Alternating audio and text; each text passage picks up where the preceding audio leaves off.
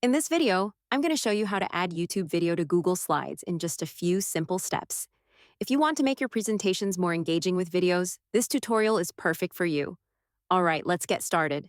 First, open your browser and go to Google Slides. Choose the presentation you want to edit, or create a new one. Once your slide deck is open, click on the slide where you want the YouTube video to appear. Now look at the top menu and click on Insert.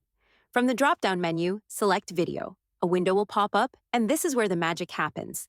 In the search bar, type the name of the YouTube video you want to add, or paste the YouTube link directly. Once you find the video you want, click on it, then click Select. You'll now see the YouTube video added directly onto your slide. You can resize it by clicking and dragging the corners, and you can move it around to position it anywhere you like. One more tip. With the video selected, look to the right side of the screen for format options. Here you can choose whether the video plays automatically or only when clicked, and you can even set a start and end time. And that's it. That's how to add YouTube video to Google Slides quickly and easily.